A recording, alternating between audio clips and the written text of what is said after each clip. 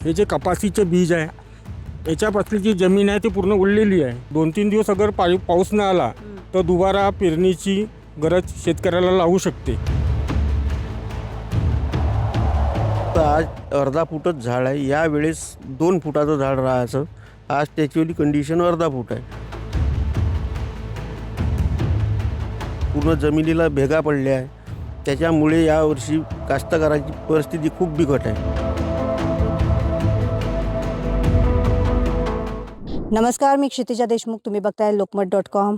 आपण बघतो आहे की अल्निनोचा प्रभाव असल्यामुळे मान्सून जो आहे तो लेट झाला आणि त्यामुळे कुठेतरी शेतकरी जे आहे त्यांची पेरणी, खरीपाची जी पेरणी असते ती देखील उशिरा झाली. अल्निनोचा मोठ्या प्रमाणात प्रभाव जो आहे तो शेतकऱ्यांना जाणवतो आहे. आता मी एका शेतामध्ये आलेली आहे. इथल्या शेतकऱ्यांशी आपण बोलणार आहोत, जाणून घेणार आहोत की नेमकी आत्ताची परिस्थिती काय आहे पिकांची. कारण पेरणी जी आहे ती केलेली आहे. अनेक ज्या गाईडलाईन्स असतील किंवा अनेक सूचना ज्या आहेत त्या सरकारकडनं सोबतच कृषी विभागाकडनं शेतकऱ्यांना देण्यात आलेल्या आहेत. आपण आता हे शेत बघू शकतो आणि इथे मोठ्या प्रमाणावर कापूस असेल, तूर असेल याची पेरणी झालेली आहे. अगदी लागवड झालेली आहे आणि काही प्रमाणात जे आहे ते झाडं उगवलेली आपल्याला रोपं जी आहे ती उगवलेली दिसतात आहे. पाऊस जर का झाला नाही तर पुढे काय परिस्थिती या पिकाची होईल हे आपण जाणून घेणार आहोत. सर्वप्रथम सांगा तुमचं नाव काय आहे आणि हे शेत किती एकर आहे, कशाची तुम्ही लागवड केली आहे? माझे नाव चंद्रशेखर शामरावजी कडू, मुक्काम गुमथळा.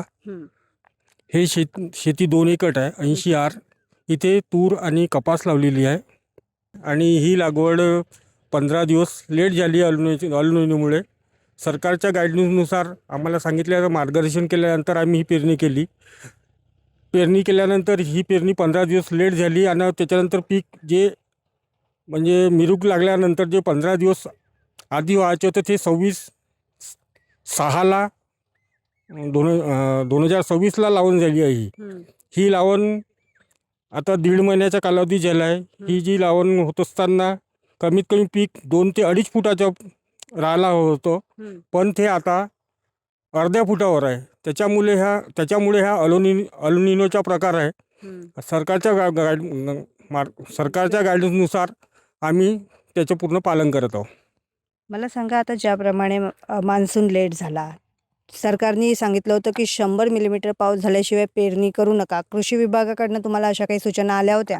हो, कृषी विभागाकडून आम्हाला सूचना आल्या होत्या. त्याच्यानंतर आम्ही मग सूचना आल्या, 100 मिलीमीटर पाऊस झाला होता का? सूचना आल्यानंतर 100 मिलीमीटर पाऊस आधी झाला होता, नंतर गॅप झाली होती पावसामध्ये. त्याच्यामुळे ते रोपटे काही निघाले, काही दुबारा पेरणी करावी लागेल. असे आता ओल कमी आहे जमिनीमध्ये. आता ही जी परिस्थिती आपण पाहतोय या पिकांची, तर काय वाटतंय की आता अजून किती दिवस पाऊस नाही आला तरी हे पिकं अशी राहू शकतात किंवा वाढू शकतात? अजून ह्या 2-3 दिवस अगर पाऊस न आला तर दुबारा पेरणीची गरज शेतकऱ्याला लागू शकते. आता 2-3 दिवसापर्यंत ओल जमिनीमध्ये आहे. नक्कीच. तर आपण बघितलं की शेतकरी जे आहे यांनी पेरणी सूचनेनुसार केली होती. सरकारच्या ज्या गाईडलाईन्स होत्या, कृषी विभागाकडनं त्यांना ज्या काही सूचना देण्यात आल्या होत्या त्यानुसार पेरणी झालेली आहे. जर का 2 दिवस 3 दिवस पाऊस अजून नाही आला तर ही जी पिकं दिसतात आहे, ही पिकं नष्ट होण्याच्या मार्गावर आहेत जर पाऊस नाही आला तर. कारण यांच्याकडे कुठलीही सुविधा पाण्याची नाही आहे की जेणेकरून विहिरीनी हे पाणी देऊ शकतील, स्प्रिंकल करू शकतील. काहीही व्यवस्था पाण्याची नसल्यामुळे पूर्णपणे हे नैसर्गिक पाण्यावर अवलंबून आहेत. त्यामुळे जर का पाऊस नाही आला तर पुन्हा यांच्यावर दुबार पेरणीची वेळ जी आहे ती येऊ शकते. आणखीन आपल्यासोबत शेतकरी आहे, त्यांच्याकडनं नेमकं जाणून घेणार आहोत की कशाप्रकारे त्यांना कृषी विभागाकडनं आता सूचना आलेल्या आहेत जी पेरणी झालेली आहे त्याला घेऊन. तर आपण बघितलं शेतकऱ्यांच्या ज्या समस्या आहेत त्या आपण ऐकल्या. अल्निनोमुळे किती प्रभाव जो आहे यावर्षी शेतकऱ्यांच्या पिकावर झालेला आहे. आपण बघतो आहे की ही जमीन जी पाहत आहात याला देखील तडा गेलेला आहे. आपण बघतो आहे की पावसाळ्यामध्ये म्हणजे जुलैचा जो महिना असतो यामध्ये आपल्याकडे विदर्भामध्ये पाऊस हा पुरेसा झालेला असतो आणि कुठेतरी जमीन जी असते ती पाणी शोषून घेतलेली असते. पण आता आपण बघतोय ज्याप्रमाणे भेगा या जमिनीला पडलेल्या आहेत, उन्हाळ्याची जी परिस्थिती असते भेगा पडलेल्या असतात पाण्याअभावी, तशी या जमिनीची परिस्थिती आपल्याला पाहायला मिळते आहे. कारण जून महिन्यात जो पाऊस आला होता त्यानंतर नागपूर जिल्ह्यात कुठेही आपल्याला पाऊस पुरेसा झालेला पाहायला मिळत नाही आहे. पेरणी जी आहे शेतकऱ्यांची झालेली आहे. काय सांगाल? काय नाव आहे तुमचं? सचिन अखंड. काय पेरणी केलेली आहे शेतामध्ये? पिकाची काय परिस्थिती आहे सध्या? पिकाची परिस्थिती खूप नाजूक आहे. कारणास्तव पीक जे आज कंडिशन आहे, ज्या कंडिशनमध्ये राहायला पाहिजे होतं त्या कंडिशनमध्ये आहे नाही. कारणास्तव आज अर्धा फुटच झाड आहे. यावेळेस 2 फुटाचं झाड राहायचं. आज त्याची कंडिशन अर्धा फूट आहे. ते केव्हा वाढन? आणि पाण्याचा प्रादुर्भाव दिसूनच राहिला. पूर्ण जमिनीला भेगा पडल्या आहे. त्याच्यामुळे यावर्षी कास्तकाराची परिस्थिती खूप बिकट आहे. मला सांगा, आता ज्याप्रमाणे तुम्ही सांगितलं की अर्धा फुटावरच पीक आहे, जे जुलै महिन्यामध्ये आपल्याला 2 फूट पाहायला मिळतं. तर काय पुढे परिस्थिती असणार आहे? पाऊस जर नाही आला तर पुढे काय करणार?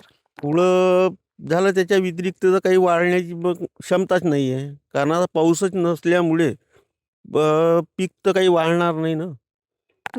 तुम्ही जी शेती करता ती पूर्ण पावसाच्या भरवशावर पावसाच्या पाण्याच्या भरवशावर आहे की काही बोरिंग, विहिरीचं पाणी वगैरे तुम्ही नाही. देता? नाही, माझंवालं फक्त वरच्याच पावसाच्या भरोश्यावर पूर्ण पीक आहे. कोरडवाहू शेती आहे. मला सांगा, कृषी विभागाकडनं अनेक सूचना ज्या आहेत त्या देण्यात आल्या होत्या शेतकऱ्यांना. तुम्हाला काय सांगण्यात आलं होतं? आता जी पिकाची परिस्थिती आहे त्यावर कृषी विभागाकडे तुम्ही काही माहिती घेतली आहे का? हो, काय सांगण्यात आलं? सांगण्यात आलं होतं का बा फवारणी वगैरे मारा नको आणि जैविक खत वगैरे काही सध्या आता खुरपण वगैरे करा नको. कारणास्तव पाऊस जो आहे तो लेट होऊ शकते. ओलावा जो आहे तो कमी नाही झाला पाहिजे झाडाचा. त्यामुळे आम्ही बेड अजून फोडले नाही. काय वाटतं, अजून किती दिवस पाऊस नाही आला तर तरी हे पिकं जे आहेत ते जगू शकतात? 3-4 दिवस अजून जगू शकते. कारणास्तव ओल जे आहे ते जमिनीतलं कमी होत आहे. जर का पाऊस नाही आला 3-4 दिवस, त्यानंतर काय? त्याच्यानंतर परिस्थिती खूपच नाजूक होऊन जाईल. कारण जे झाडं आहे, ज्याची कॅपॅसिटी म्हणजे चांगली आहे ते राहू शकन, जे कमजोर आहे ते मरण. तर आपण ऐकलेलं आहे, शेतकऱ्यांनी सांगितलेलं आहे की जर का पाऊस अजून 4-5 दिवस नाही आला तर मोठ्या प्रमाणावर जे आहे नुकसान जे आहे पेरलेल्या पिकाचं होणार आहे. अल निनोचा प्रभाव जो आहे मोठ्या प्रमाणावर हा शेतकऱ्यांमध्ये जाणवतो आहे. आपल्यासोबत कृषी अधिकारी देखील आहेत, त्यांच्याकडनं आपण जाणून घेणार आहोत कशा प्रकारे जे आहे त्यांच्याकडनं सूचना ज्या आहेत त्या शेतकऱ्यांना देण्यात आलेल्या आहेत. आणि ज्याप्रमाणे शेतकरी आता सांगतात आहे की जर का अजून 3-4 दिवस पाऊस नाही आला तर कुठेतरी पिकाचं मोठं नुकसान होऊ शकतं. दुबार पेरणीची वेळ देखील शेतकऱ्यांवर येऊ शकते.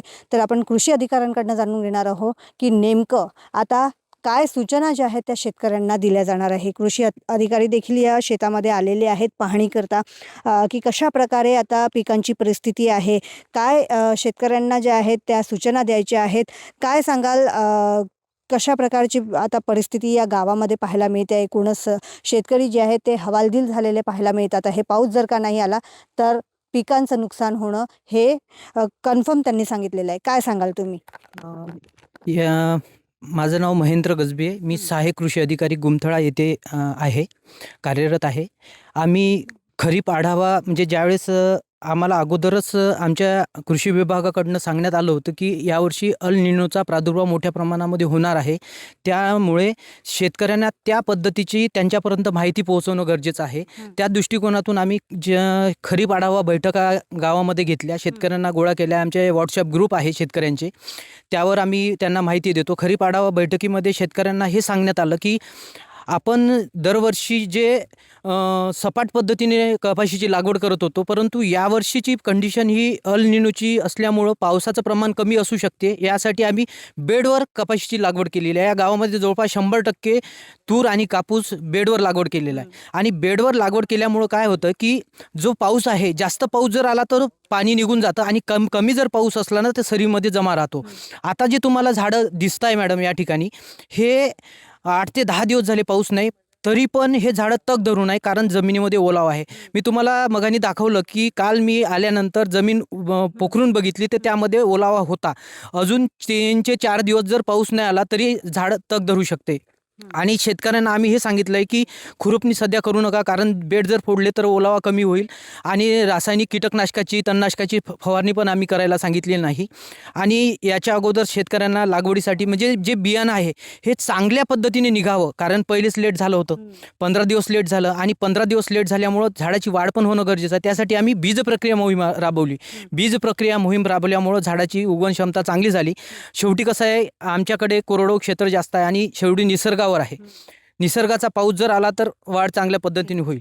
तर त्या दृष्टिकोनातून आम्ही शेतकऱ्यांना ज्या वेळोवेळी ज्या काही आमच्या शासनाकडनं ज्या काही सूचना येतात त्या आम्ही शेतकऱ्यांपर्यंत पोहोचवतो आणि त्यानुसार आम्ही त्यांना मदत करतो. नक्कीच. काय सांगाल, ज्याप्रमाणे शासनाच्या गाईडलाईन होत्या, कृषी विभागाकडनं देखील सांगण्यात आलं होतं शेतकऱ्यांना की 100 मिलीमीटर पाऊस झाला तेव्हाच तुम्ही पिकाची जी आहे पेरणी करा. तर मला सांगा, आता पाऊस पुरेसा झाला होता? पाऊस पुरेसा झाल्यानंतरच म्हणजे 175 ते 100 mm पाऊस झाल्यानंतरच शेतकऱ्यांनी पेरणी केलेली आहे. त्याच्यामुळेच आपल्याला पिकाची आज जी वाढ व्हायला पाहिजे होती तितकी नाही आहे. का तर यावर्षीची पेरणी आहे ती उशिरा झालेली आहे त्यामुळे. नक्कीच. आता ज्याप्रमाणे संकट आहे शेतकऱ्यांवर, की जी पिकांची वाढ आहे ती कुठेतरी आता निम्म्याहून निम्मी आहे. तर काय एक आव्हान कराल शेतकऱ्यांना? कुठेतरी शेतकऱ्यांच्या मनात दुबार पेरणीची देखील भीती आहे. त्यांनी तशी भीती व्यक्त करून दाखवलेली आहे. काय सांगाल त्यांना? शेतकऱ्यांवर दुबार पेरणीची वेळ येऊ नये यासाठी कृषी विभाग वेळोवेळी मार्गदर्शन करत होते. त्याचप्रमाणे त्यातलं एक म्हणजे बीज प्रक्रिया करून पेरणी करावी, सरीवरंब्यावर लागवड करावी. या गावात बऱ्यापैकी 100% आम्ही आलेलो आहोत. जे की सपाट जमिनीवर आधी पेरणी होत होती, तर सरीवरंब्यावरच पेरणी केल्यामुळे आज जमिनीत आपल्याला 1 आठवडा झाला पाऊस आलेला नाही, तरी पण आपल्याला जमिनीत ओलावा दिसतोय आणि हे पीक तग धरून उभं आहे. त्यानंतर एकच आहे की आता रासायनिक जर जमिनीमध्ये ओलावा नाही आहे, पाण्याचा खंड पडलाय, तर तणनाशकाची फवारणी लगेच शेतकऱ्यांना मला करू नये. सांगा की मोठ्या प्रमाणावर आता ज्याप्रमाणे वातावरण आहे, पाऊस नाही आहे, त्यामुळे कुठेतरी तण जे आहे ते मोठ्या प्रमाणावर शेतकऱ्यांना शेतात पाहायला मिळतात आहे. तो एक धोका जो आहे पिकांना आहे. सोबतच कुठेतरी कीटकांचा देखील प्रादुर्भाव पाहायला मिळतोय. मग अशा वेळी शेतकऱ्यांनी आता काय करायला पाहिजे? तणनाशकाची फवारणी न करता तण मजुरांच्या सहाय्याने काढून घ्यावे, जेणेकरून तणनाशकामुळे जो ताण आणखी पाण्याचा त्यांना ताण पडू शकतो त्या पिकांना आणि ते पीक जळण्याची शक्यता आहे. त्यामुळे मजुरांच्या सहाय्याने ते तण काढणं ही आवश्यक आहे, कारण तण ही पाणी जास्त प्रमाणात घेतं पिकाकडून. त्यानंतर दुसरं म्हणजे आपण जी डवरणी करतो, आता डवरणीची वेळ आहे, तर ती जास्त खोल न करता वरचेवर करावी, जेणेकरून पिकाला पण माती लागेल आणि बाष्पीभवन कमी प्रमाणात होईल. नक्कीच. या सूचना देखील आधी शेतकऱ्यांना देण्यात आल्या होत्या, जसं की कमी पाण्याचं पीक तुम्ही घ्या. ज्याप्रमाणे आता ज्या सूचना दिल्या, या सगळ्या सूचना तुम्ही कृषी विभागाने दिल्या होत्या? हो, याबाबत आम्ही ज्या खरीप हंगामपूर्व बैठका घेतो, यामध्ये ह्या सूचना दिल्या होत्या की कमी कालावधीचं पीक असू द्यात, कारण आता पेरणी उशिरा होणार आहे. जेव्हा आपण 75-100 mm पाऊस झाल्यानंतर पेरणी करणार, म्हणजे ही पेरणी उशिरा झाली तर कमी कालावधीचे वाण घेण्यात यावे, याबाबत आम्ही शेतकऱ्यांना मार्गदर्शन केले होते. नक्कीच. तर आपण बघितलं की कृषी अधिकाऱ्यांनी देखील आपल्याला सांगितलं आहे की शेतकऱ्यांना ज्याप्रमाणे सूचना दिल्या होत्या त्याप्रमाणे इथे पेरणी करण्यात आली. आपण बघतोय हे जे बेड म्हणतात, बेडवर ही पेरणी जर केली तर याच्या आतमध्ये जे आहे पाणी धरून राहते ही जमीन आणि पीक जे आहे ते जास्त काळ टिकू शकतं. जर पाऊस यायला विलंब जरी झाला तरी देखील जे आहे पीक जे आहे तग धरू शकतं किंवा पीक जे आहे ते जगू शकतं असं सांगण्यात आलेलं आहे. आणि ही लागवड जी आहे आपल्याला पाहायला मिळते आहे, याला बेडवरची लागवड म्हणतात, जेणेकरून जमीन मोठ्या प्रमाणावर पाणी धरून राहू शकतं. आता जो पावसाला विलंब झालेला आहे, पाऊस येऊन गेला, त्यानंतर गेले कित्येक दिवस झाला की पाऊस आलेला नाही, तरी देखील ही पिकं जी आहे ही अजूनही जगतात आहे. कारण ह्या बेडवाल्या सिस्टम जो आहे, जो कृषी विभागाकडनं सांगण्यात आला शेतकऱ्यांना, त्याप्रमाणे ही पेरणी जी आहे ती करण्यात आली आहे शेतकऱ्यांकडनं. जर का अजून 3-4 दिवस पाऊस नाही आला तर मग काळजी करण्यासारखं असल्याचं कृषी विभागाकडनं सांगण्यात आलेलं आहे.